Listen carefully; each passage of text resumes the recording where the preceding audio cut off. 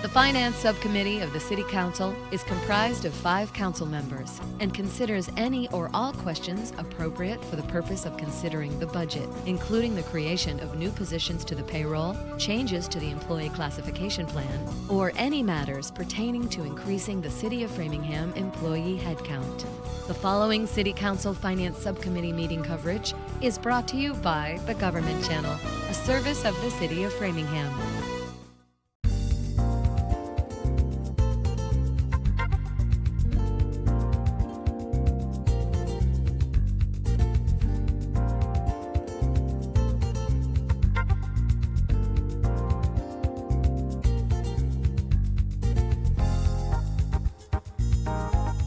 First order of business, shut the mic off, might help. Public participation, if it's something you'd like to publicly participate about that is not on the agenda, feel free. Let me just look online, I'm sure. Yeah. Okay. First order of business, minutes from April 14, 2026. Can I get a motion to approve as presented? Thank you, Councilor Stefanini. Is there a second, Councilor King? Second. Perfect. Roll call vote.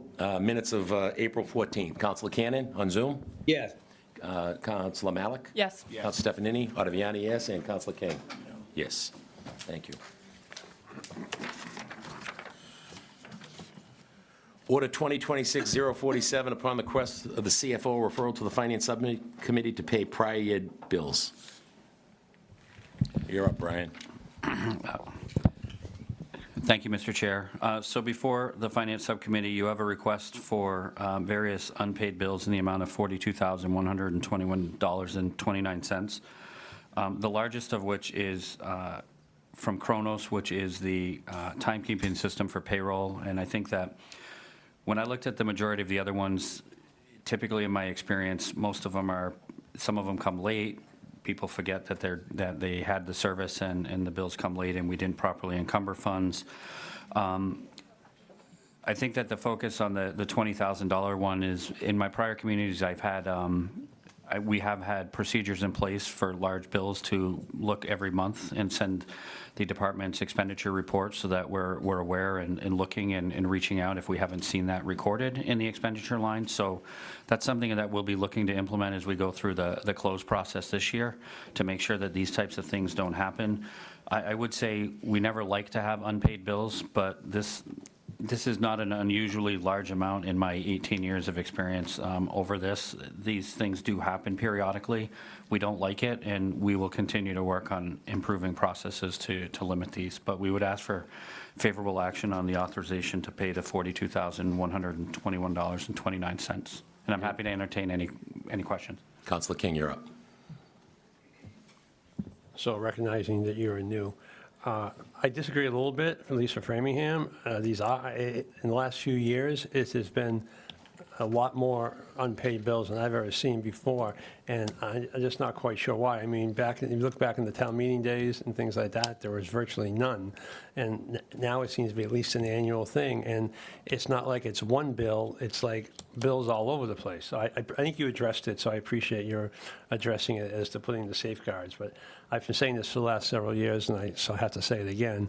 I really hope that we can reduce this. It's not the $42,000 as much as, obviously that's an issue, we owe that money, so it's not an issue of paying the money. It's just an issue of, again, the feeling that somewhere along the way somebody doesn't have as much budget responsibility. Well, they have the budget responsibility, doesn't have as much budget oversight as they should. So I appreciate your statement, but the only place I would differ is I think it's a little bit more. I think it's been a steady problem probably since we've been a city council, but it wasn't like that before, and I hope we can get it back to the old way.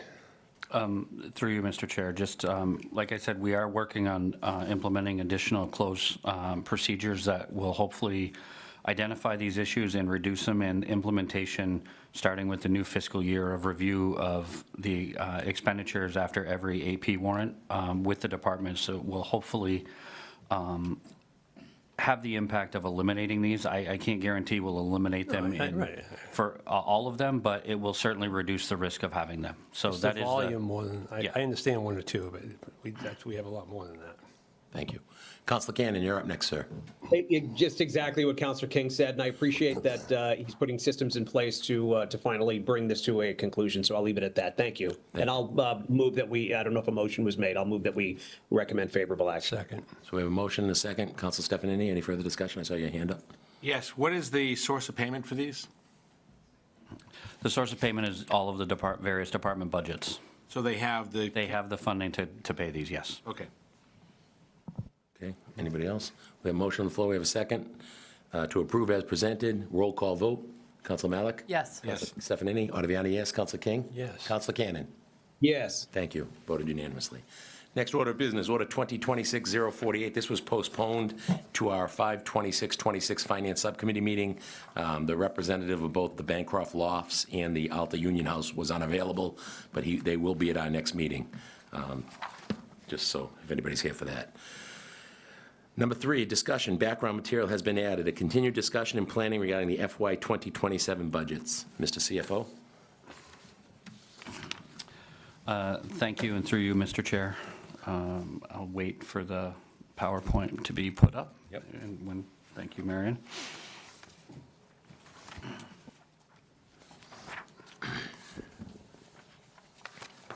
Thank you. So I would say that the first 2 slides, being the revenue, we have not made any changes to the revenue in slide 2. And then slide 3, the reconciliation. The budget recommendation from the administration is still the $398,170,206, which would use 3.5% of the levy, raising 3.5% within the levy limit, and contributing an additional $10 million in free cash, which at the last Finance Subcommittee meeting produced a deficit of $5.3 million. And at that meeting, we had presented a plan that had closed approximately just under $3 million, or right around $3 million of that. If you would go to slide 4, please, Marion. So this is the proposed reductions. I'm not going to take the committee through all of the ones from the public school system of $1,239,000 up, because we had discussed those. Unless the committee has any further questions about those, I had intended to focus on the ones below that, if that's okay, Mr. Chair? Okay. So since the last Finance Subcommittee meeting, we've been meeting internally, and the proposed reductions below the proposed reduction to the school are the outcome of those discussions. The first recommendation from the administration is that the elimination of the COLA and merit increases for non-union personnel within City Hall here, that would save approximately $450,000. This is for fiscal '27. Closing the RDC a half a day on Saturdays and all day on Sunday would save approximately $107,000, as noted. The library, the branch closure on Saturdays and then on Sundays in the fall, as well as leaving an open position unfilled, as well as some various reductions within the operating expenses between printing and library materials, would have savings of $83,272. Then a proposal from the DPW that we've discussed with the administration would be the elimination of the condominium trash and recycling collection. We've proposed in this recommendation to eliminate that effective in September, because there's only 6 weeks for them to make alternate arrangements. That would produce an estimated savings of approximately $342,855. The elimination of the leaf and brush collection would have a reduction of $124,000.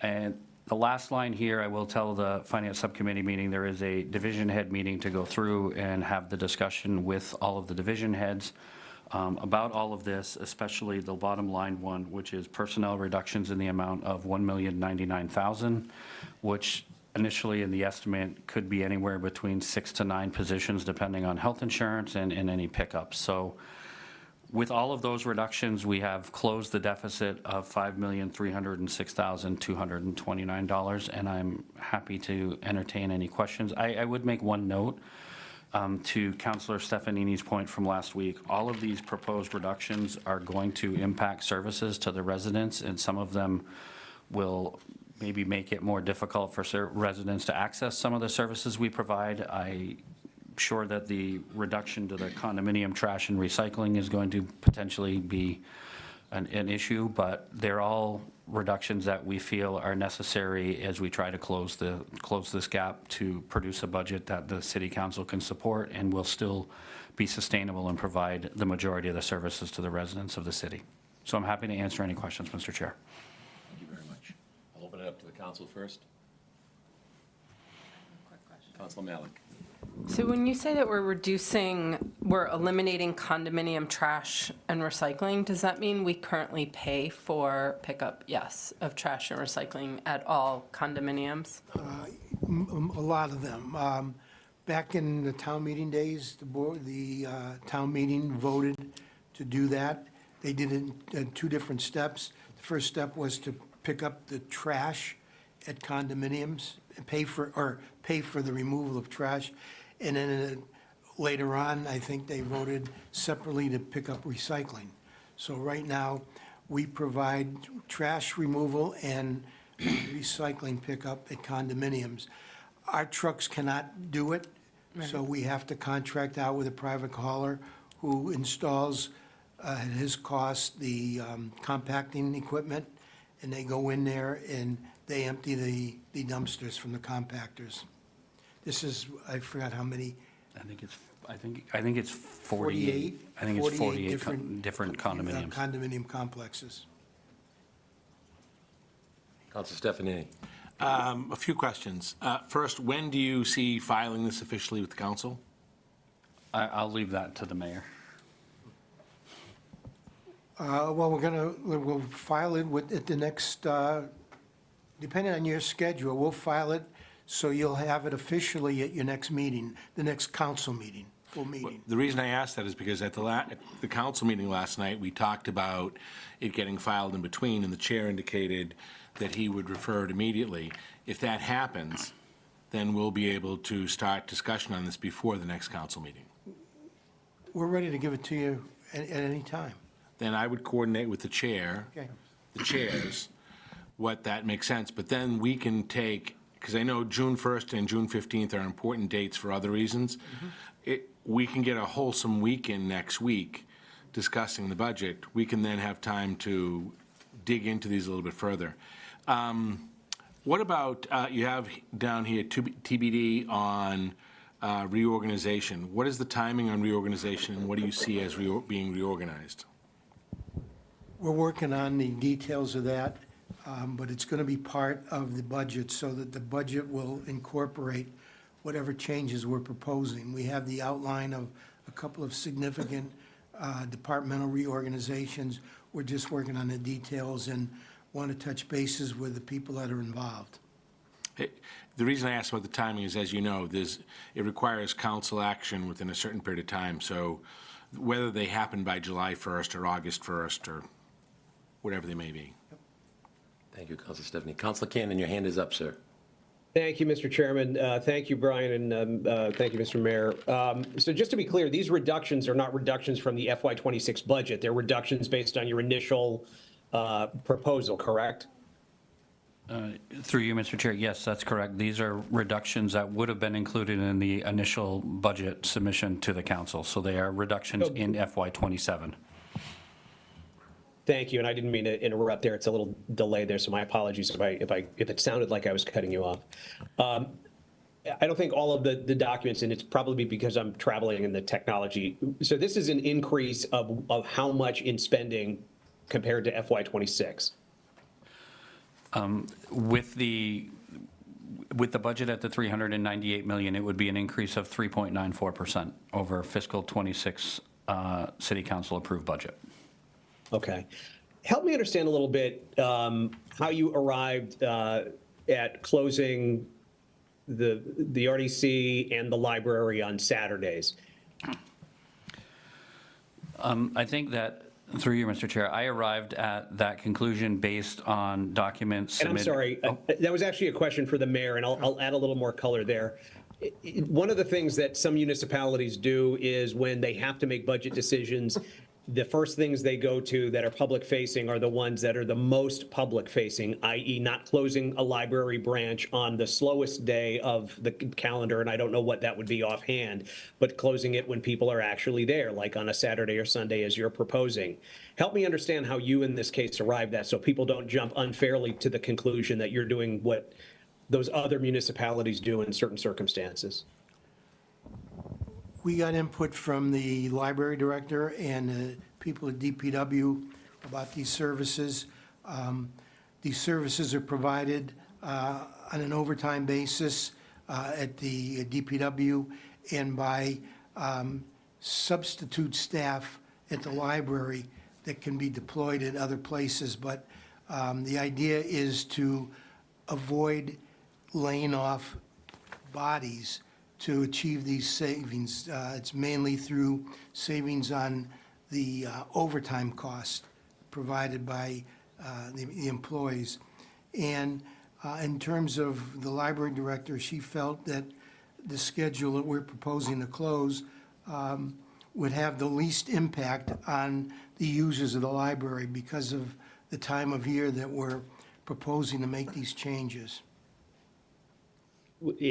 So I would be very interested in seeing the supporting data that shows that, I guess, we're overstaffing our branch in the summer and fall. I mean, it seems to be pretty busy. That's not the case. We're not saying it's overstaffed. And we're pointing out that these are not easy cuts. These are going to impact services that the people are used to getting. But we're in difficult times, and these are the ways that we've come up with a balanced budget. We're not happy Right. with Well, these. it's not balanced. I mean, it's balanced on paper. It's a dramatic increase in spending at the added, and I'll leave the comments here, but I'd love to see you find a solution that minimizes the impact to the public, which has been the theme all around. Instead, you're talking about closing. I would wager that weekend days that you're referencing for library and that public works facility are among the busiest. So it just seems to make difficult decisions and go for a high visibility, high use area first is I'm hopeful that it's avoidable. And I echo the comments and concerns that Councilor Stefanini had raised. I'd be interested in those details as well, but I'll leave it there. Thank you. Anybody else up here? With that, we'll go out to the public. I'll start with the list, and then some other folks came in. I'm going to go by the list first, and then we'll call on people after. Mr. Cook, from our old town meeting days. That's right. Good old days, right? That's right, the good old days of town meeting. Welcome. Thank you, Mr. Chairman. So I'm here to advocate for higher taxes. And before people start throwing things at me, let me explain myself. I understand, and I've been told, that many of the councilors only hear from constituents who don't or are opposed to increasing taxes. I want to make it sure that the record shows there's at least one citizen, that's me, who's in favor of increasing taxes, higher taxes. Why? Because of what they pay for, right?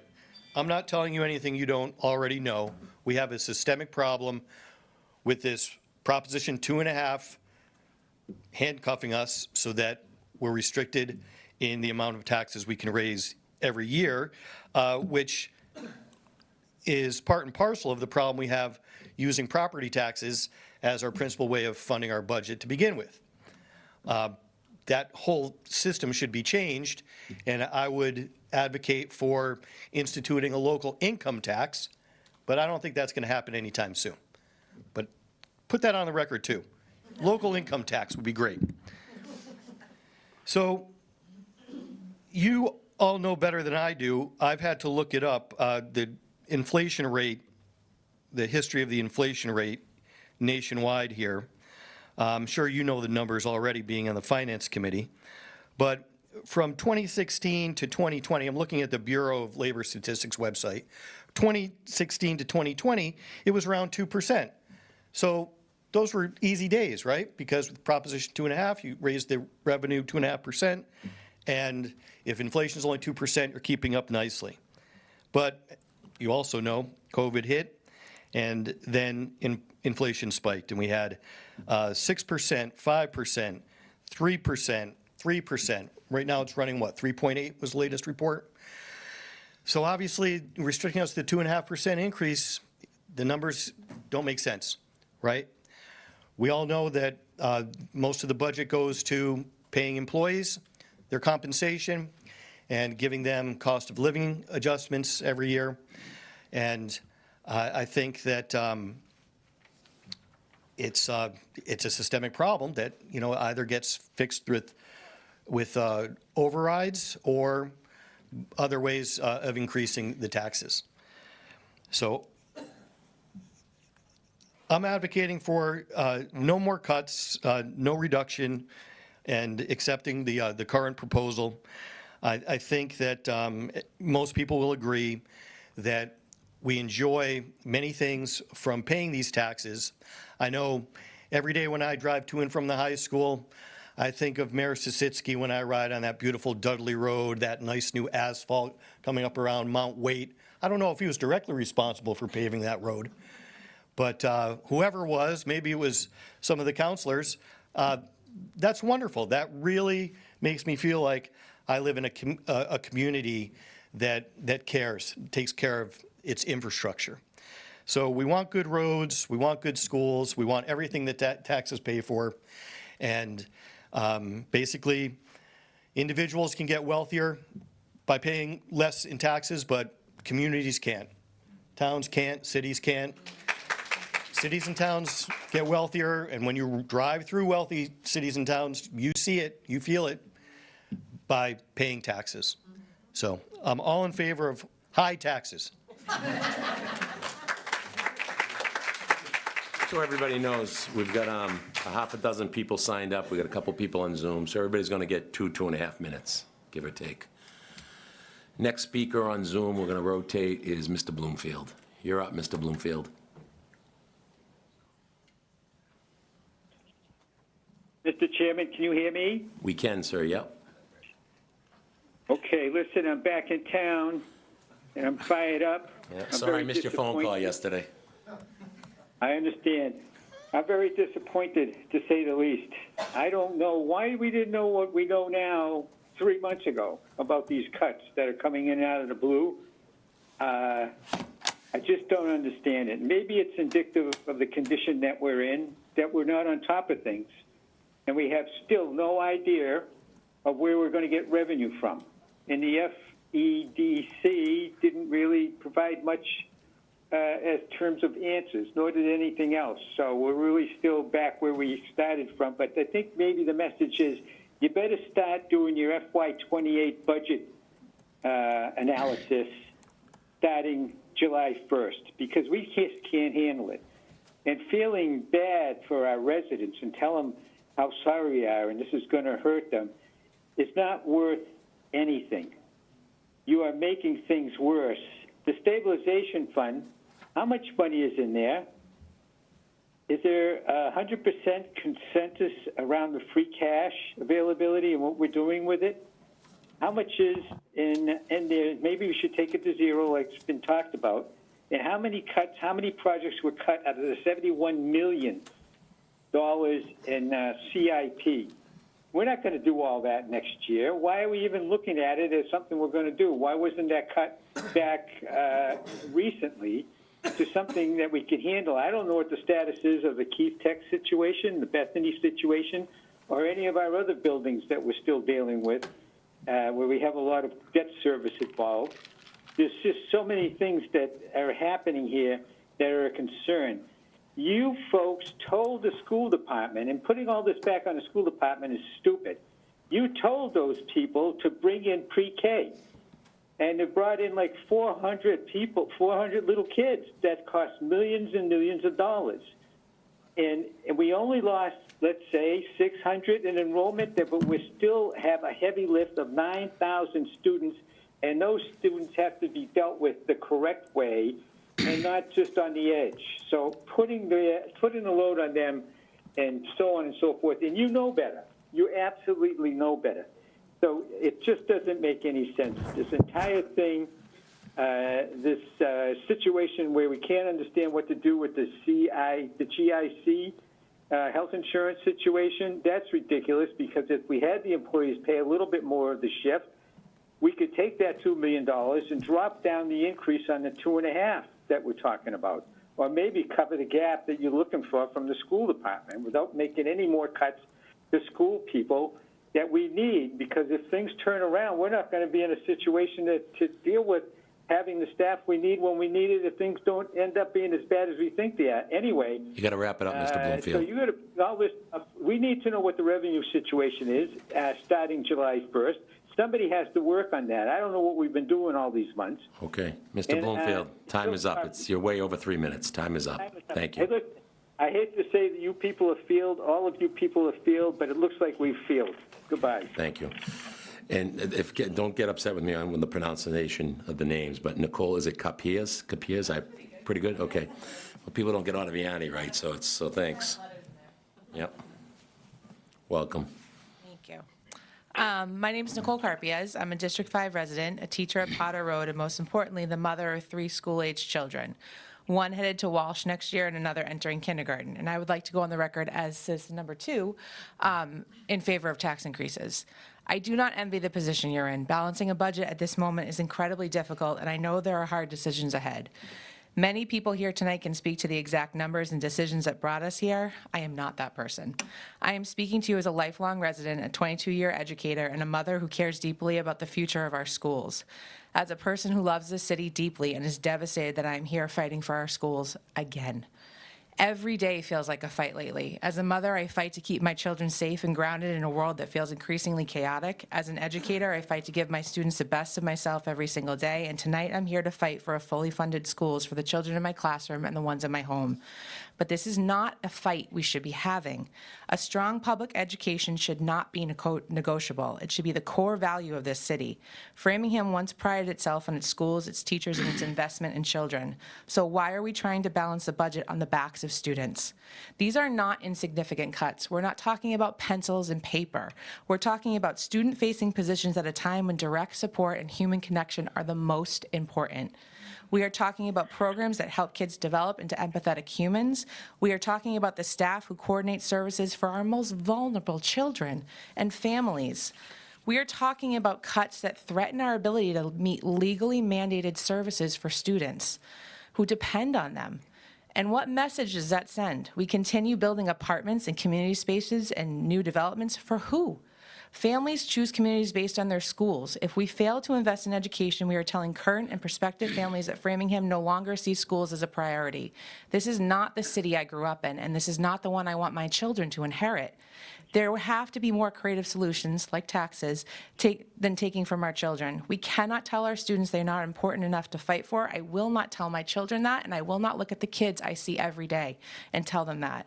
This lingering uncertainty will also cause prospective and newer teachers to seek other positions in more competitive districts. What are we going to do in the fall when we have all these vacancies? This is a crisis that will create more crisis, one after another. So I ask this of you tonight. What are your priorities of a city? Are we thinking long-term about the kind of community we want to build, or are we looking for a quick fix at the expense of our youngest residents? There are already enough battles to fight in 2026, and funding our schools should not be one of them. I urge you to use the budget that was put forth by the school committee and invest in our children. Thank you. Thank you.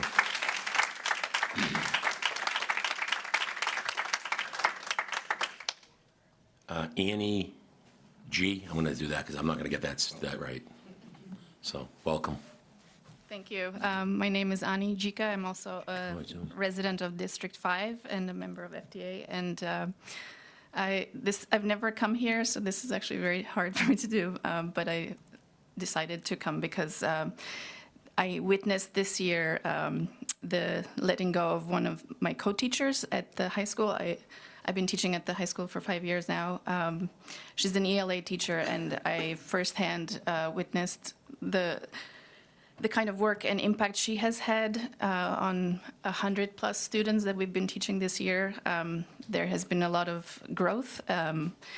We teach also ESL students, and their access scores this year were raised by 2 points, which is very rare. And just seeing that she is being let go at a time when she has made so much of a difference in the learning of these students, and I know for a fact that that learning is going to be will have ripple effects when they move on to other years through the high school and beyond. I'm wondering about the students that will be here next year, but she will not. So I'm advocating for tax raises because I want us to invest in our schools, and I think this community, Framingham community, is a very hard-working immigrant community that will recover from tax raises, but what will not recover is our school and losing positions of people who are exceptional teachers and other staff that are of similar caliber. Losing intellectual capacity, I feel, is a big loss, and it will have repercussions for generations in a way that raising taxes does not. So thank you. Thank you. Next speaker, we're going to go out to Zoom land. Rachel Bacon. Hi, can you hear me? We can hear you, yep. 3 minutes, or 2.5 minutes, please. Hi, I am a resident of District 3. I actually just logged on to observe and not to speak, but just because so many of my co-Framinghamers are saying it, I would also be in favor of raising our taxes to deal with some of these issues, especially the schools. It seems like the proposed school budget was about a 4% increase, which is in line with the overall budget. So I do not want the schools to be disproportionately affected by budget cuts. I feel like that's not fair for our community and our children. So really, I'm just asking our committee to fully fund our schools to the best of their ability. Thank you. Thank you, Ms. Bacon. Next speaker, Danielle Barney. I think I got that one right. Welcome. Know me, know that I'm a talker. I got mine too, or I get yelled at up here. All right, So doing welcome to my timers. world. Thank you. All right. Thanks, I am a Framingham resident. I think I still live in District 5. Sometimes my precinct lines change, so I think I'm still in Precinct 5.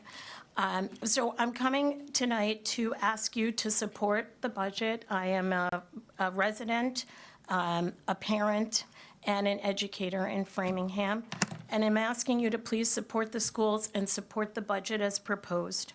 I'm another person who does support a tax increase. I don't want one, but I do support it because I recognize that that is one way that we can preserve the services that we have and preserve our schools. As has been said before, good schools drive property values. People want to be in places where you have strong schools, and that we need to do.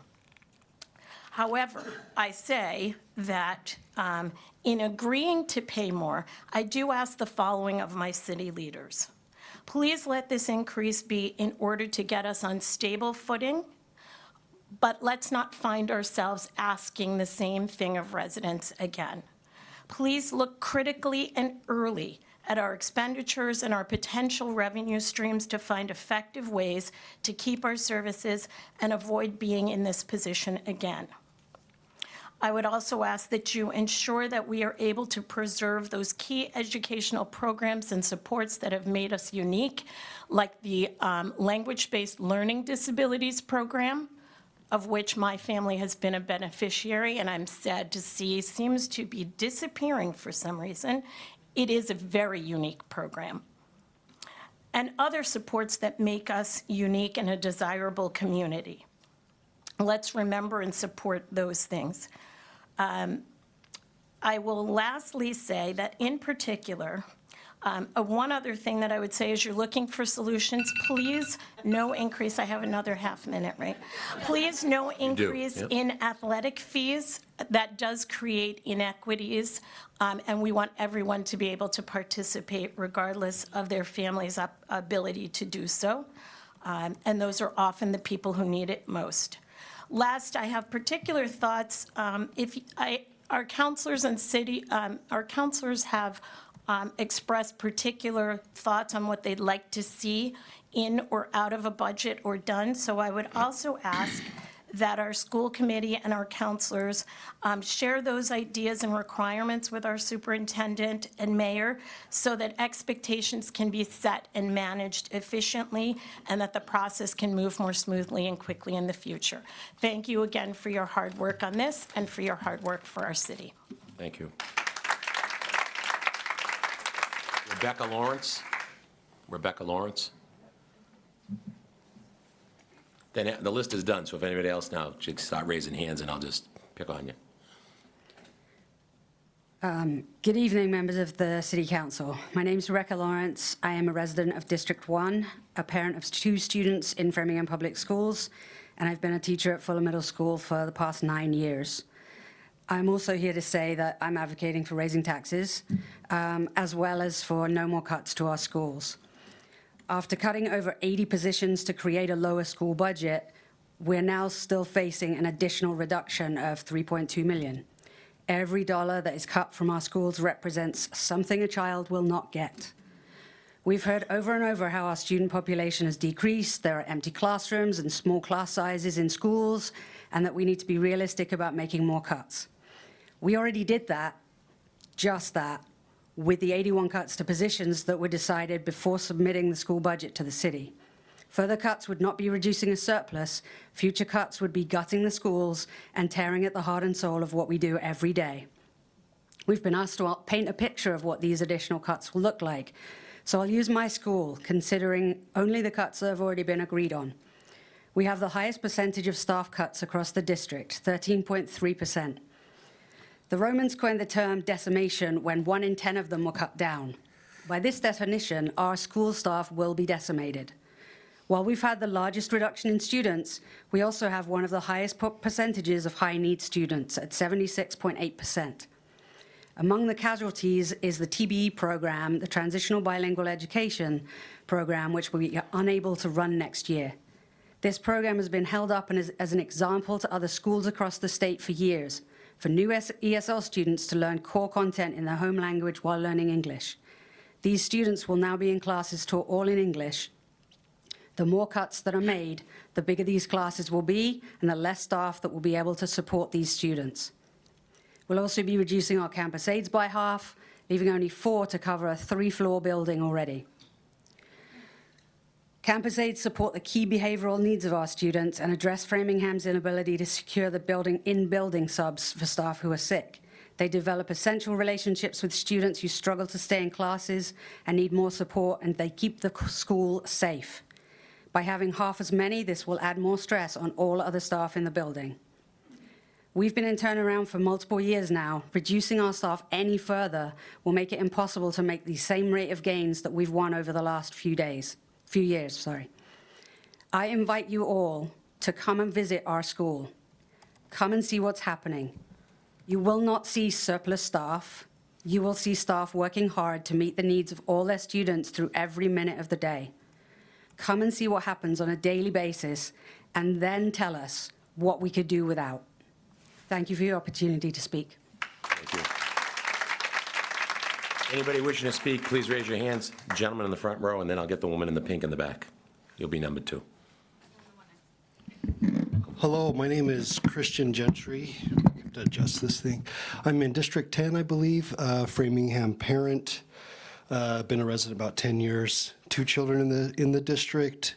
I'm also a professor here at Framingham State University. And I was looking at this budget and I had to laugh because we're nickel and diming in the most ridiculous ways. How do you make a population more upset is say, oh, guess what? That day that you have that you don't want to use, a Saturday, for example, to get rid of all your stuff and to take care of things and go to the library, let's not have that service available for you for that day. But we're not going to do that. And I just see this nickel and diming. And I think the problem here is I think we lack the political will and the emotional imagination to actually just raise the taxes. To me, it does not make any sense whatsoever. We hear this, oh, things are tough here, things are tough here, things are tough here. Well, are we tough? Yes. Are we tough? Yes. And I want one more thing here. All of these people here, This is the labor of care industry, okay? The labor of care industry is the backbone of our country, but it's always being squashed. It's being squashed by NIMBYism, neoliberal economics. It's being squashed by MAGA. And the problem, we're here. We're always the ones in the labor of care movement that are like trying to say, hey, this is important. Healthcare is important, and our educators are important. And to me, whatever that cost is, we do not pull the ladder up from everything that we've been given. We keep that ladder there. And if we have to raise our taxes, we raise our taxes. Thank you.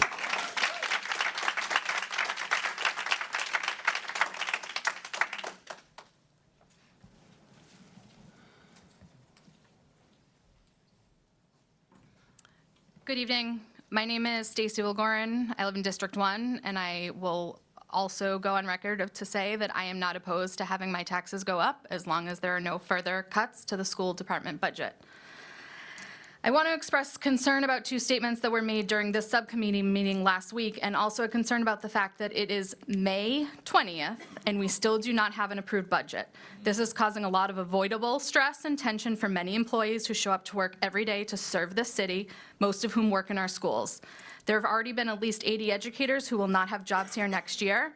However, beyond those already notified, there are many more educators who continue showing up every day wondering whether they'll be told, maybe on like June 15th, they might not have a job next year here in the city of Framingham. They're wondering how they'll support their families, feed their children, and find employment after the typical hiring season has largely passed. The vast majority of jobs are posted and filled between March and May. What this delayed budget process has done to employees in the city is unfair and unkind. However, back to the statements from last week. One statement was, I get very few calls from people saying, I've got extra money to give to the city of Framingham. Where do I make the check payable to? Very few. But I hear about people who are worried about staying in their homes. Just because nobody has reached out offering to send a check to the city, you equate that to somehow indicating people do not support raising taxes. That conclusion is both logically that is illogical and disconnected from reality. It was also stated by more than one of you that perhaps it would be helpful to poll voters to see what they think. A poll is a great idea, but not for the middle of May. If you ask 1,000 voters whether they want their taxes to increase, of course, most will say no. If you ask 1,000 voters, however, whether they want city services compromised, whether they want schools understaffed, or whether they want students to lose the support that they need and that hopefully we all agree they deserve, I think most people would also say no. For many residents, their home is their largest financial investment. Strong schools and city services help protect property values and keep Framingham a desirable place to live. Continually cutting services and underfunding schools comes with real long-term economic consequences for homeowners as well. Costs increase, salaries increase, state and federal funding fluctuate. It's simply not possible to maintain the same level of services while expecting the tax rate to remain unchanged indefinitely. You don't need an override. You don't need a vote from taxpayers to raise taxes to fund an appropriate and acceptable budget, the one that Framingham students deserve. You were elected, many of you uncontested, to make difficult decisions like these. It's time to make them. You need to accept a proposal that includes a tax increase to fully fund the proposed school budget. Fight for the current and future students of Framingham who cannot fight for themselves. Thank you. Thank you.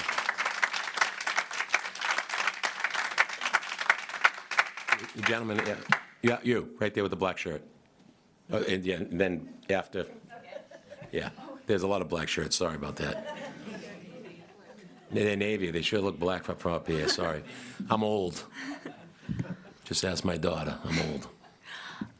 Hello, my name's Nika Vladimirov. I'm actually not a resident of Framingham. I'm a resident of Ashland. However, I am an educator that works in Framingham, so I wanted to come out tonight. Let me just real quick, can I get a motion just to waive our rules and let her speak for the 2.5 minutes, please? Because you have to be a Framingham resident to speak. Can I get a motion? So moved. Got a motion by Stefanini, second. Council Malik? Any further discussion? All those in favor? Oh, I got to do a roll call because I got Councilor Cannon online. I'm sorry, Mr. Chairman, it didn't come through. We've got somebody in the audience that's speaking. She lives in Ashland. She's a teacher in the Framingham Public School System, and she'd like to speak, so we have to waive our rules. So we have a motion to waive our rules. We have a second, and now we're doing a roll call vote on that. I'm fine to do that, but I'm a little awkward. It seems unwise to let a non-resident advocate for the taxation of a city to which they don't pay taxes. If you're insistent on waiving the rules, I'll vote in the affirmative, but it seems to be a conflict. Okay, thank you. So that's a yes. Counsel Malik? Yes. Stephanie? Yes. Ottaviani, yes. Counsel King? Yes. You're good. So sorry for the It's not a confusion. problem. But I wanted to say that as an educator in Framingham, I've been working at Stapleton Elementary School only since January, but I will fight tooth and nail for these children's futures. They are such a remarkable and vibrant community of kids, and they deserve only the best for their futures. By pulling the ladder up from behind us, that's just going to be horrible for the future of Framingham and for the future of these children. Yesterday in Ashland, I voted to increase property taxes in favor of supporting the Ashland Public Schools. I think that it would be pertinent to have the same thing here in Framingham. Again, I do not pay taxes in Framingham, so I understand my position here is nebulous. However, as an educator in Framingham, I really strongly believe in the favor of these children's future, because that they deserve the best, just as everyone deserves the best, just as all of us, we were able to access public education. These children should be able to access public education, especially given the fact that Framingham has such a high BIPOC and immigrant population. They are really deserving and has such a large amount of marginal communities. I think that it is in our best interests to support them to the best of our abilities. That's all I wanted to say. Thank you. Thank you.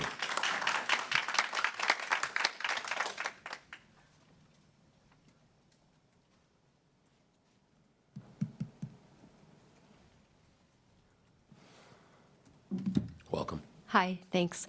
Maria Sequenzia. I'm also a teacher and not a resident, but I'm reading on behalf of two friends who are residents. Is that okay? Thank you. We already waived the rules. You're good. Thanks. Great. Good evening. Our names are Emma and Alec Lincoln, District 2. While we cannot be here tonight in person to read this statement, we would like to express our support for a tax increase for Framingham residents in order to address the current budget deficit. In doing so, we hope no additional Framingham Public School positions will need to be cut for the 26-27 school year. We cannot be here tonight because we are currently at home with our new 2-week-old baby, who we hope to send to Framingham Public Schools someday. Thank you for your time.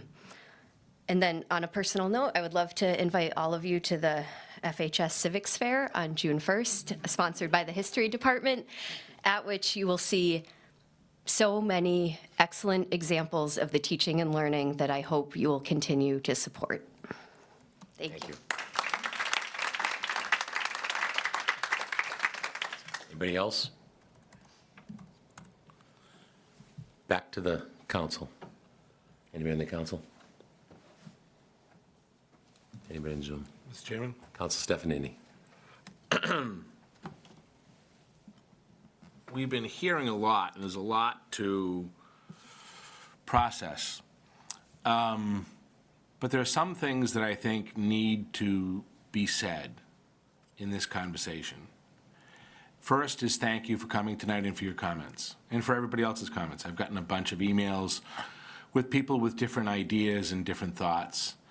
And the one thing I would just remind people is we do live in a wonderful community. We're talking about a $388 million budget, which is increasing our spending by about 4%. So we're not dismantling systems anywhere. We have to talk through and have a rational conversation about each of the departments, schools, public works, et cetera, and think through.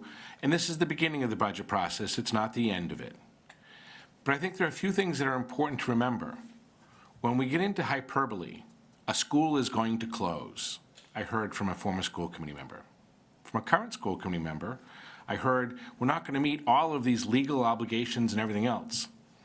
So I don't serve in the school committee, but I went and met with the superintendent.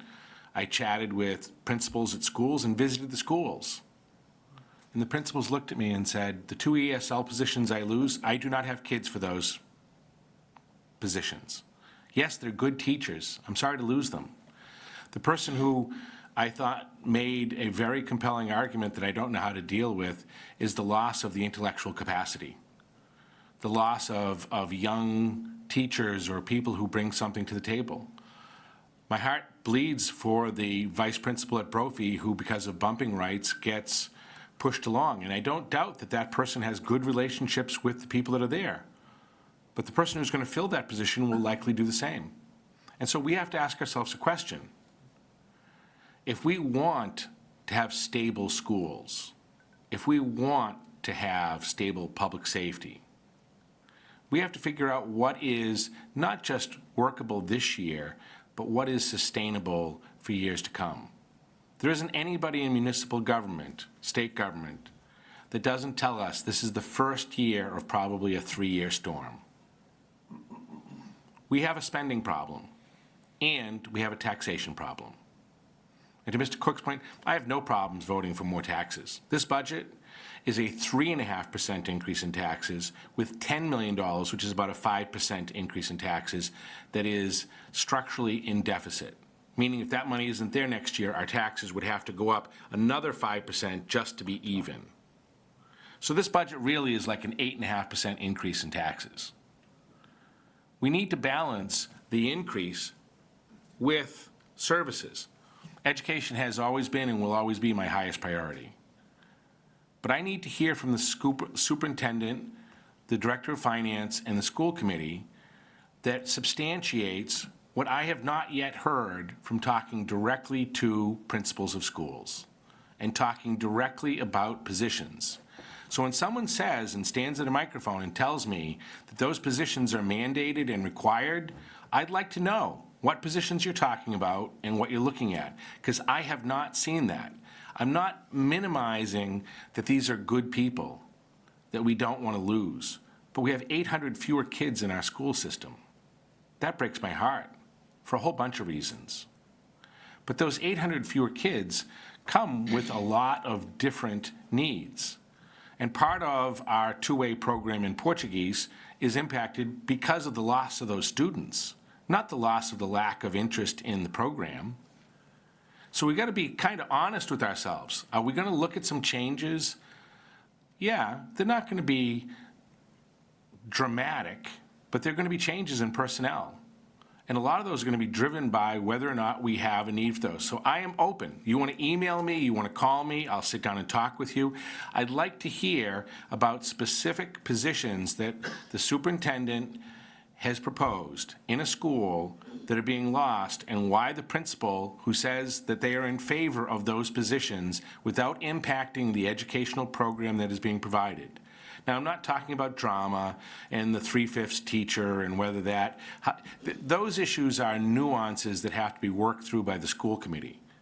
I'm talking about positions that are there, because I want to remind everybody, every teacher, every firefighter, every police officer that we keep this year that we do not necessarily need is 2 teachers next year, and it's 3 teachers in 2 years. That have to go. So if you want to not decimate our schools, not decimate our police and fire, we have to figure out what is the level of spending that we can maintain for the next 3 years. And if we start out this year we're at 10%. We start out this year at 15%. That means next year is going to be 15% plus something, and the next year is going to be 15% plus something plus something. At what point does somebody not able to participate, and do we not care about those people in our community because they're being forced out of our community? Do we care about our economic diversity as much as we care about our linguistic diversity or our cultural diversity? I'm in favor of increasing taxes, but it isn't an empty checkbook. There has to be a balance that exists that tries to figure this out, and this process is trying to do that. We have very capable leaders at our 6 largest departments that have been here for a while. I have a great deal of trust in that. We have a mayor who has a great deal of experience as well. We need to figure out what we can do and how we can sustain that for a period of time. And I guess I would just leave folks with, your comments are important and keep them coming.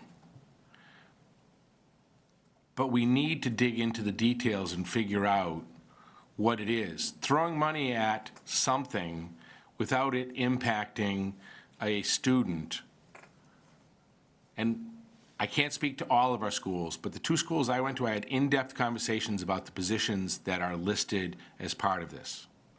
And I didn't get a whimper as to the impact on student services. That doesn't mean there isn't a change in personnel.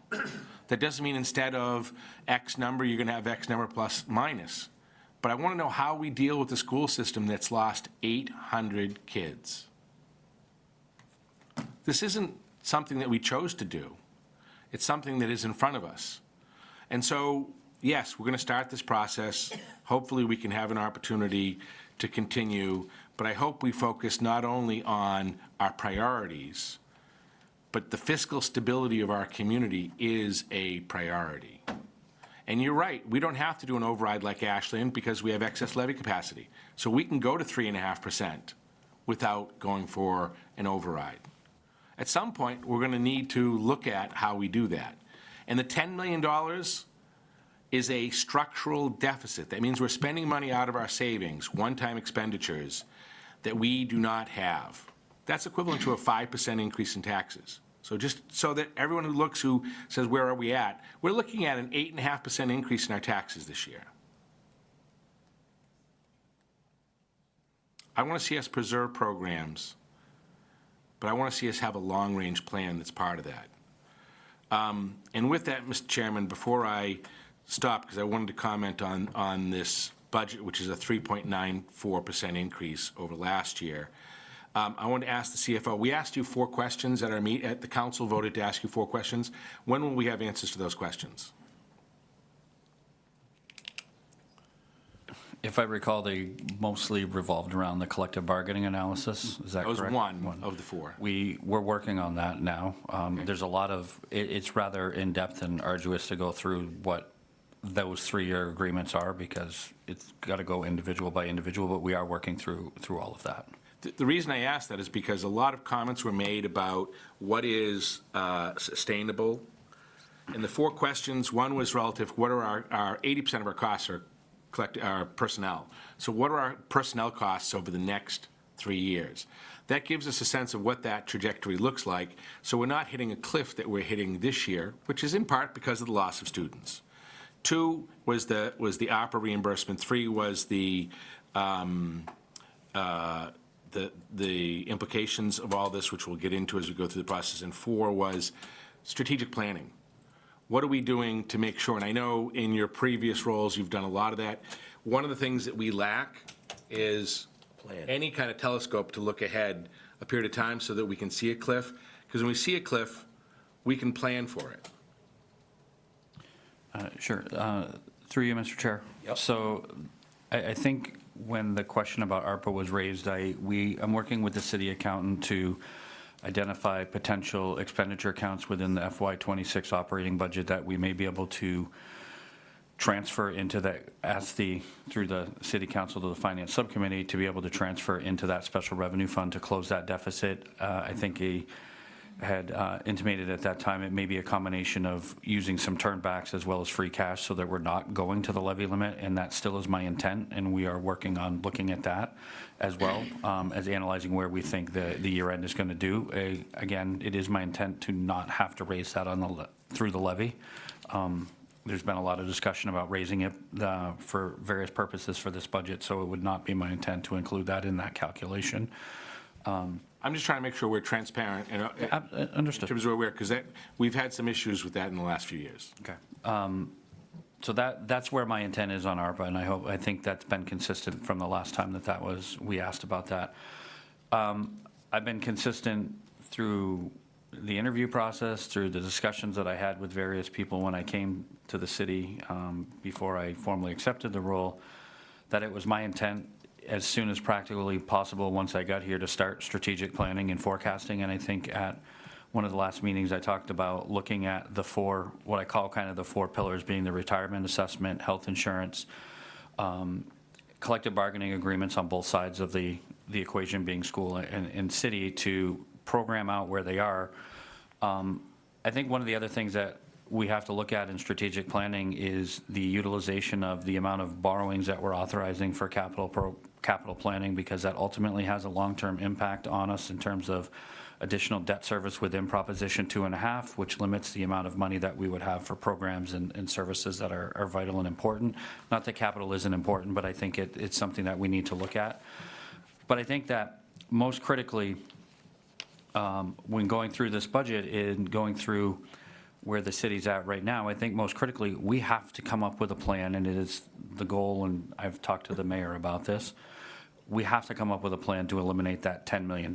Moody's has also been very, very clear that this is what they consider, well, not detrimental, it's a management issue that we don't have a plan to eliminate an unstable funding source for our operational on a day-to-day basis expenses. And that is going to be not an easy challenge, because I don't think we can just eliminate 10 million and raise it through Proposition 2.5. I mean, that would be very difficult in terms of, because we raise the levy limit by 8% or 9% or whatever to eliminate it, it doesn't mean that the tax rate, an individual's percentage in tax bill, is going to go up 8%. That could go up 15 or 20% depending on valuations. And it's a very delicate balancing act to do all of this, and it's not something that should be rushed, which is why we have proposed putting 10 million in this year to give us the time to look at some options. I think I've previously had expressed an interest in doing an analysis of the GIC to determine if the GIC is the right mechanism for providing insurance. Should the city look at being self-insured? We were ERISA waived for a long time. As a mechanism to have more stability in our insurance program. You know, the contribution rate, I know that some people bring that up all the time. I will say that because we have collective bargaining agreements, there would be a requirement to negotiate that under Chapter 32B, which governs health insurance law, through what's known as a Public Employee Committee, which has representatives from all the bargaining units on it. It's not as easy as city council or the mayor saying, we want everybody to pay 50%. There's an obligation to negotiate that change, and that takes time, and that can't be done in 8 weeks. It just is not feasible to do, in my opinion. So there's a lot of challenges, and I think that the goal is immediately after the council passes a budget for fiscal 27 to begin the hard work and the difficult work, which we have started by looking at some of these changes. And this wasn't easy to look at and propose all of these changes when we did it. Everybody just remember, I started on April 23rd, and I didn't know that I was going to be this deeply involved in this budget in terms of some of this. But the goal is to start that process immediately and get a consensus on how we get to build stability and predictability into this budget. Does that answer your questions, I hope? Council? It does with words. I'm looking for actions, and I know you're just starting, so I'm not going to, hold you accountable to that, but we have been talking about this for as long as I have been on and off involved in our government. And so the idea of looking beyond the crisis in front of us is a hard thing to do, because no one has the bandwidth to do that. But it is how we avoid being where we are at the moment. And it is what we, in my mind, most need to do, because that $10 million, if you ask me about this budget, and I care deeply about education and recycling and our police and fire, this $10 million frightens me, because it can go away and evaporate in a moment. And if it does, we have a crisis, because we're not looking at a 3.94% increase. We're looking at a decrease. So this number and what our CFO is telling us is really important, and we have to be committed to having a plan and sharing that, which leads me to, I got two other questions. The first is, what is the format we're going to get the budget in? We've been talking about this, and Anthony, I don't know whether you've worked this through, but we've had lots of back and forth. I can't find this document. Is it posted? Where is it? We need to have a commitment to whatever we get posted. It's posted in the public so that everybody is coming along at the same distance, and we need to have a commitment to using a standardization of format that has multiple years, that has the detail we want. And you don't need to answer that directly. I just hope that everybody who's giving you information and all the information that you're collecting and giving to us, that it is one consistent format so that we're not looking for it and it gets posted in a timely fashion so that it's not, where is it? I can't find it. I think that, through you, Mr. Chair, I think at the point we're at in the middle of May, that what's known as the blue-green sheet and the documents that were presented before for fiscal 27 would be the format that we're going to use. And like I said earlier in this discussion, we have a meeting with the division heads tomorrow, and once we have that discussion and we finalize where some of those reductions that are labeled as personnel reductions are, we'll be able to update all of those schedules and do that. I think it would be a real heavy lift to try to change the format for this year. I think we can certainly work with Anthony on a format, and certainly open to any input from the council on what improvements you would like to see to it.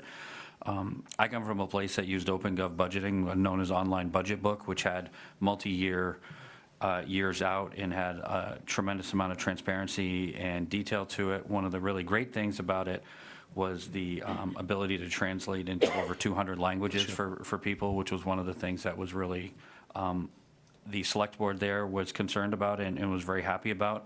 But we use that religiously and judiciously, and we're able to build documents that were transparent and easy to use, but that's not something we can do at the time we have this year. So, and I don't think we could implement OpenGov for next year. So I'm happy to work with the council, Anthony, the administration, on what changes you would like to see, and we can incorporate those to build a more transparent document for the council for the fiscal 28 cycle. And it is a commitment to do that. I understand sitting here right now, it's me explaining what we're going to do, but these are all commitments, and these are all things that have ended up on my corner of my desk with But that's what a budget is. A budget is Correct. making a series of commitments. It's the one thing I would just quibble with you about on that is next year we have to have our checkbook online. We have to deal with the OpenGov, whatever that Piece of portion is. whatever that is. Every other city and town, Commonwealth, has their checkbook online. We took it offline 4 years ago, and you can't, without filing a FOIA request or something else, figure out what does the police chief get paid? What do we spend on a given topic? We can't be that clandestine in the way we do things. We have to figure out how we provide a level of transparency so that people can get answers to questions without being an insider or FOIA-ing some document. So that piece, from my standpoint, that's a deal breaker. We have to figure out how we get some level of information out there, whether we use existing spreadsheets and use something that IT has put out there, whatever it is, but we have to be able to answer those questions. All set. Thank you, Mr. Councilor King. Chairman. So I just have a few comments. Really don't know where to start at this point, since I've heard so much. But I really don't know where to start. But I think I'm going to start where we just ended up, because it wasn't where I was going to start. But I think the comments that you make are good. I totally agree with you on as you described, the 4 pillars. I also agree with you, as much as I think our formatting sucks, for lack of a better term. Yeah, I think it would be foolhardy to try to change a format that's been going on for 8 years and 8 days. So I don't think that. I do also agree that there is a lot of feeling sometimes of false hope, because it feels like we've been in meetings like this many times over my 8+ years in the council. And some of those meetings happened when we were in good times. But I do have confidence, by just the focus you stated about those areas, that a true professional, capable look at those areas will help us manage this situation. Because obviously the situation, in the minds of people here for sure, and others, is bad, and us right now is bad now. And it's no one's fault. It got here for lots of different reasons. but we are in a bad situation. I think the $10 million is probably the worst of the bad situation. I don't disagree to some extent with the sentiment of Mr. Cook and others at the beginning, but I'm not looking to just raise taxes because that's how much money we need. I want to figure out how much money we need so we determine how much we have to raise taxes. And I think there's a big difference there. We just can't raise taxes because we want to do this, that, and the other thing without looking at how we're doing it. Because, yeah, maybe everybody in here, and, speaking for the people, I can't speak for all the people up here, but I suspect that we all can probably absorb a tax increase. But there are people who can't. Whether we like it or not doesn't matter. We're not going to be out, we're not going to be missing a meal because of it, and we're not going to be, whatever, things like that. So, we have to get that spending balance. And I agree, too. I think we'd be better off, as much as I like to stay much closer to the maximum of 2.5%. Eventually, we're better off putting whatever that free cash onto the tax rate and starting fresh, and absorbing it from there. But the problem is stated, I think, by Mr. Stefanini, if that raised it up 6-7%, we're still right where we are now. It's not like we have extra funds. We could put this huge tax rate up, and we're going to be right back to where we were. So we do have to bring in the stability. I agree with the comments of Ms. Wilgorin. I think that we do. I think we do need to ask people if we're going to do that. We don't have to ask people. I also agree with what she said, though. We can't do it in May. So this year, we have to find a fix that is at least sustainable. And then next year, if we do, in fact, have to raise money in a much higher amount or whatever, we have to be in a position to ask people whether they want to do it. And not just, and I don't remember who stated it, I'm sorry. It may have been Ms. Mulgorn again. If you ask 1,000 people, they want to raise their taxes, no. But that's not the way to do it. We have to say to people, are you interested in your taxes going up 5% or whatever it might be? And explain very, very clearly what the give and take is of that, and let people make that decision. The last time we did that was 2002. It was 24 years ago. And, we were successful because it was a very difficult time. And I was the town manager at the time, so I remember it very clearly. And the budget circumstances were worse than this as far as the impacts are concerned. And we put an override out, and it was really, really close. But we were able to convince enough people that we needed that $7 million, which 24 years ago was probably like $14 to $15 million now. I don't know, but maybe more. So, but we did it, and I think that is the way to do it. Because this really is a community problem. It's not a school problem. I mean, it becomes a school problem. I understand that, but it's a community problem. So if we want to continue to live here successfully with services that we want and need, that we deliver as efficiently as we can, I think those are the things we have to do and continue to look at it like that. I understand from people who, and I think a lot of you identified as such, for people who work in a school, I understand how it feels. I do. I mean, I worked in a school. I had the opportunity to be a school principal for a number of years in the 2010 teens area, and I'll be honest with you, that was, of all the jobs, all due respect to the people here, that was the best job I ever had in my life. I loved that job, going to school every day. Sometimes I'd even walk around and say, I can't believe I get paid to do this. You know what I mean? Just playing out on the playground or whatever. I played pretty good, and I got to go outside and play and stuff like that. It was fun. And I can remember during some of those tough years, somebody would come to me and say, we have to cut this position and this position out of your school next year. And I kind of had a dual role where I was doing some of the cutting, but also being the cuttee. And I remember how it made me feel, okay? And I used to think, no way, we cannot do that. That's, and it's a different type of district. But we had to do it. And we survived because we did it as thoughtfully as we can. So it's not fun to have to make those changes. I didn't like it when I was in the position. But we have to do it as thoughtfully as we can to sustain ourselves as best as we can. And that's my goal. And ultimately, whether that is raising taxes or not raising taxes, creating efficiencies, not creating efficiencies. We're going to look at all those things. And I think the things that Brian said are the things we can look at. And I am convinced that we do have the people, and I understand why people might not be, because it feels like we've went down this road and got nowhere, stuck in the mud almost many times. But I do believe we can get to that stability, but it may hurt a little bit in the short term, and I just hope we can make it hurt as little as at least as it can. So I appreciate the opportunity to hear everybody's statements. It's not an easy time, and I'm confident that we will not come up. I'm confident we'll come up with a solution that no one likes, but I'm confident we'll come up with a solution that we all can live with, to the extent that we'll keep ourselves stable and build a better foundation and structure as we go forward. Thank you, Councilor King.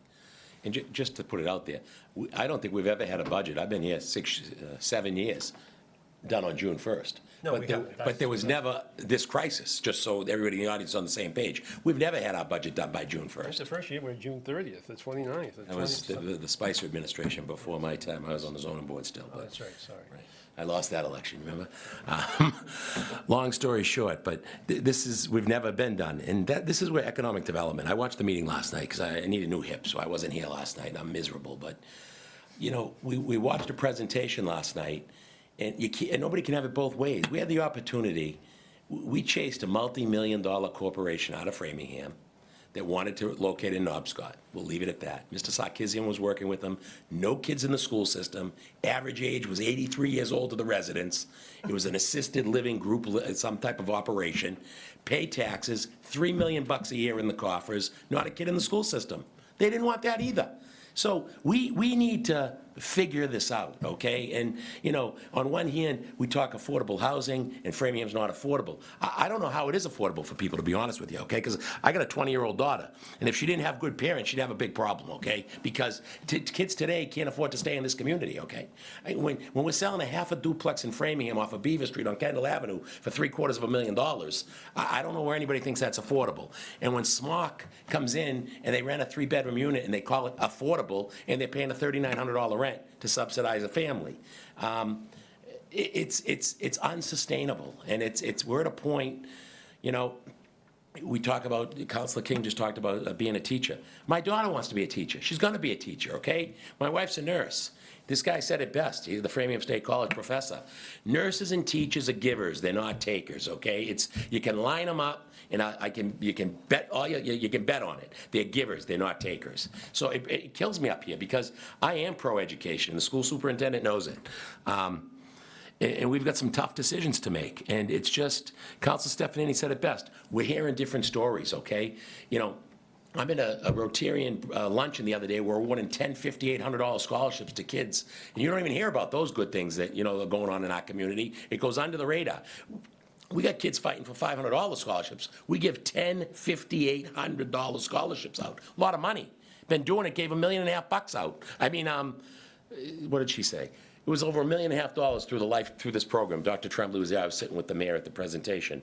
And this is a great community. I chose to stay here. Most of the people, you know, in this room, we chose to stay here and raise our families here. Could have gone other places.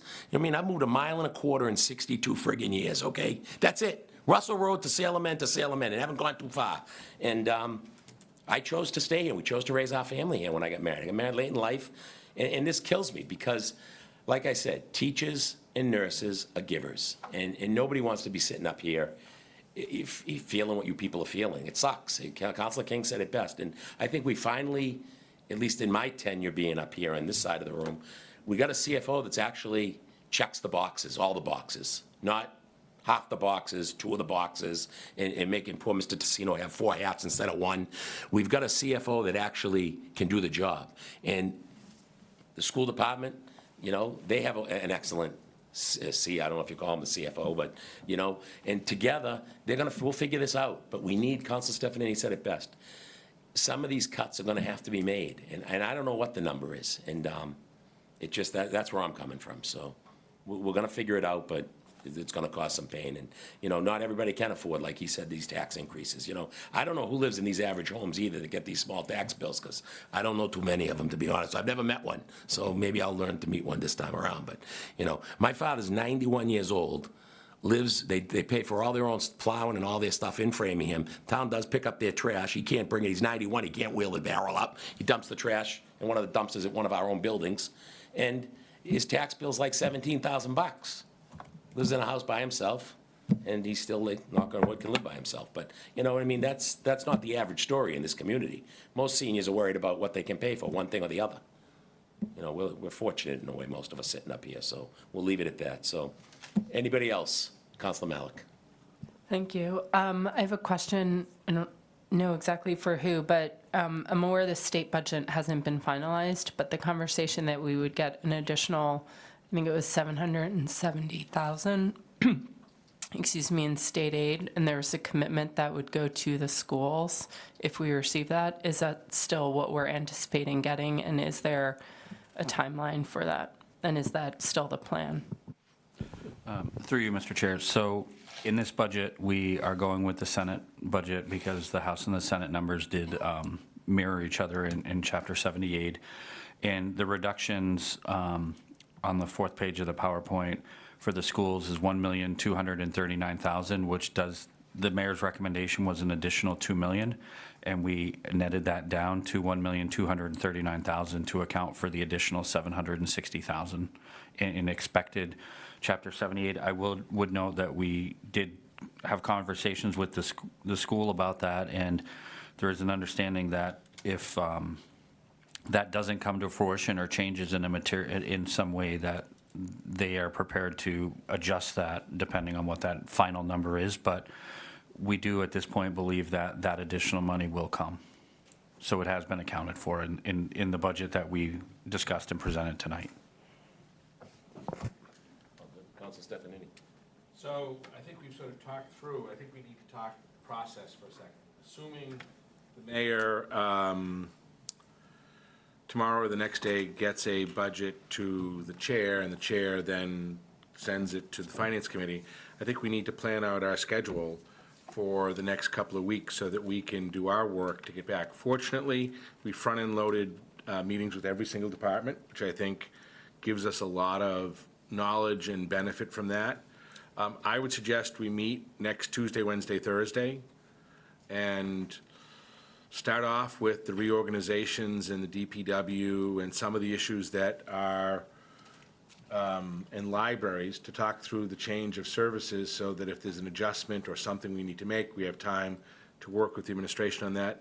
Do the schools on Wednesday, and then do public safety and what remains on Wednesday. So we do a crash set of meetings next week, which puts us into the following week where we can take and do our public hearing, we can start making decisions, and we can have dialogue back and forth with the mayor about adjustments that need to be made. I mean, I'm just proposing for conversation.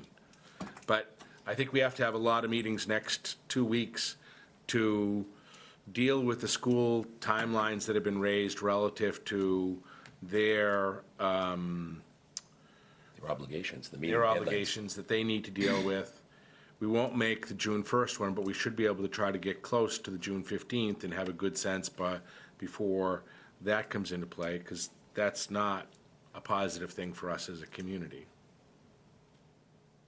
Which means the school committee has to sit and thrash through and think through what these things mean to them.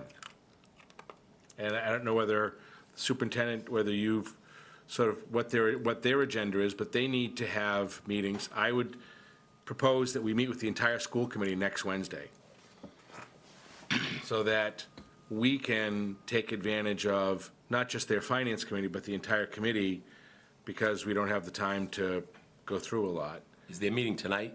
They meet tonight, not next Wednesday? Yeah, they're meeting here in Yeah, that's what. Tonight, and I'm Yeah. looking at the schedule, and they're booked for next Wednesday in this room. The school committee? The school committee. Well, it's our room, so it At doesn't. But they're booked at 7, so you could meet at 5. Right. Right, and we'd like, But I don't know that they're gonna be available for 5 o'clock. That Well, scheduling is usually a challenge. But that's. you can figure that out. I'll figure it out with Jessica. Or, who's the chair of their finance? Or is it? I would do the whole committee. Right, all right. We'll figure that out. Because the other people will want to participate, and then we Oh, just yeah. run into problems. Oh, yeah, no question about I mean, does that make sense?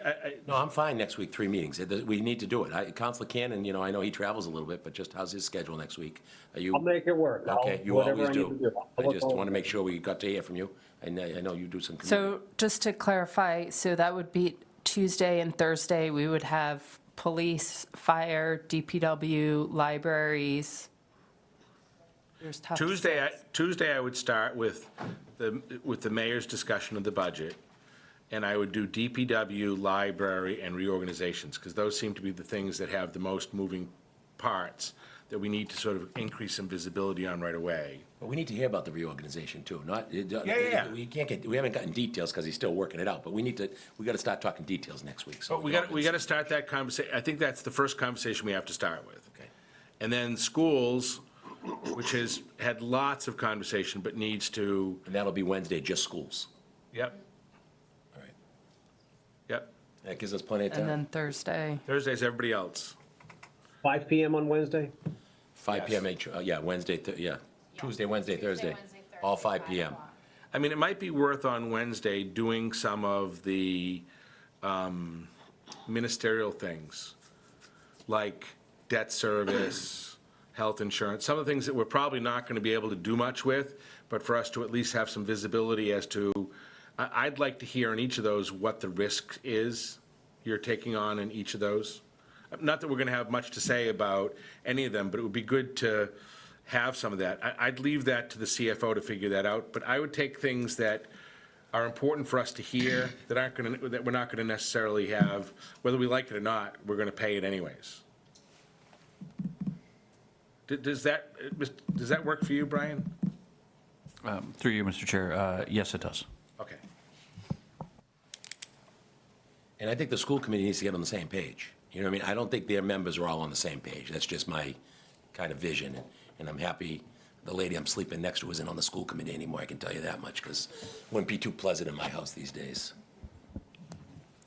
I just question, in a condensed period, we've met with the school committee a couple of times. I'm just not, I love meeting with the school committee, but I'm just not sure it's the most efficient way to have a discussion. I mean, they have their own detailed discussions, I've watched some of them, and I assume that, they inform the administration. So I almost feel like maybe the chairman and the superintendent makes more sense than having 15 people in this room trying to have an efficient meeting. I don't know. I'm not trying to exclude anybody, but I mean, I wouldn't disagree with you, except I would say this.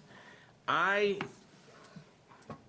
I hear from a member of the school committee, and I see an email from that person with a list of cuts that are going to be devastating, destructive to our schools. Same email we got. Same email. Right. But then I ask the superintendent, the principal, about the positions and the students, and I get a factually different answer. I don't mind if we disagree on principle, but we all agree on principle. We want to have the best schools we can have for our kids. But the Brophy vice principal, if we're going to eliminate a vice principal, and that person's the bottom of the totem pole, the bumping rights mean that no matter how much we like that person isn't going to be there. I taught at Framingham South High School when it merged with Framingham North High School. And there were a lot of good teachers that were lost in that time period, and there was a lot of lamenting about the losses. There was no reduction in services. In fact, there was an increase in AP services, and there was an increase in programming. But we lost a bunch of the intellectual capital of those young teachers and everything else, and I'm mindful of that. But a teacher has to have a class to teach. Just in the process, though. But so to answer your point, the point I'm making is, because the school committee isn't on the same page, That's the problem. I don't know how we have a conversation with the chair and the superintendent Or even the vice if they chair. don't speak for the school committee. And I think we have to have this, we have to thrash this out as a community so that we all agree on what the facts are. I want to know what direct student-facing services and the programs that are available for kids, what they're going to impact. And if I can't rely on the superintendent of schools and the principal of a school to tell me what that is, We're in trouble. then we're in trouble. As opposed to listening to somebody who stands up and says, education's important, support whatever the schools want. I'm on board with that, but I want to know, what does it mean? I'm not trying to be fresh, but I'm with I think Mr. King said it really well. We need to figure out what we want to provide and what service we want to do, and then we figure out how we pay for it. I'm on board with that. But I think that I don't want to be in a situation where we're funding something just so we emotionally feel good about it, but there's no students for that person to teach. Or there's the program or the teacher is working a half-time schedule, and the other teachers are looking at it and calling and saying, that isn't fair. Right. The only issue I have is I think, we have subcommittees. We don't even have the whole city council here. We have 4 or 5 members. And, there's always going to be different opinions. We received an email today about the budget. We've received many emails today about the budget, but we received an email today from somebody, I don't know who they were, an educator, suggesting that we eliminate a particular position, okay? Specific person. Yeah, specific person and position. I mean, that may be a legitimate thing. I have no idea. But I'm just saying, I'm not sure we can't, I am sure, we can't entertain everybody's individual opinion. So, I mean, ultimately, at some point, the school committee has to have a majority opinion. And I don't know and I just think that, I don't see it as productive for us trying to parse all the opinions on the school committee, nor, frankly, we can't parse the opinions of every member of the Framingham Teachers Association either, because I'm sure those opinions are diverse at some levels and in some issues. But at some point we have to just hear what it says as a group. So I don't know. So I guess what I don't disagree with you, George. I guess what I'm trying to do is to put everybody who I discern between a resident who calls and says education's important. I don't want to see cuts. I respect that, I understand that, I listen to it, I talk to the person, I understand that. That's not the same level of knowledge that a member of the school committee has that has gone through the budget in great details. And if we have a factual difference, which is being said in private and not publicly, by the way, we need to flesh that out into the open and have a conversation about it so we can figure out, is that ESL teacher critical? And is the program that is a two-way program being reduced or eliminated because there are no students to have the program? Or is it because we're changing the level of services or programs? I don't know how we make decisions if we're in this situation where the authority we're supposed to be listening to differs with one of the people who should be a leader in that conversation, which is stirring up this emotional conversation. It seems to me we got to pull it together in one room and have a conversation about it rather than let it fester in the hallway so that everybody is coming up with their own opinion. I want us to leave a room where we have consensus on what we're doing, how we're doing, and what it means. And then if we disagree, I'm okay. Well, I would stick by what I said earlier. I see absolutely no way we're going to make everybody even slightly happy at this point. I mean, so people have legitimate opinions that, I respect. I mean, whether we can satisfy them, I don't know. It's not, I don't care. We can do it however you guys. I respect opinions. It's not different facts. I agree with that, but I mean, some people's facts and some, I think we agree, so I'm not trying to disagree with you. I know we do. Okay? But I think that some people have facts that we may see as opinions that person is always going to see as facts. And it's really fiction, some of this stuff. Even as fiction, right. Because, so, I mean, and I'm sure I have a lot of facts that other people might see as fiction too. I'm not saying, but I'll tell you something that's interesting to me. Someone posted online, who was a former school committee member, that the rumor was the school's closing. And we all know that that is just fabricated. Doesn't exist. I saw the superintendent trying to put that fire out it was at the Rotary luncheon. But somebody with that level of credibility who posts online, it's rumored a school is going to close. That, to me, is irresponsible. Okay?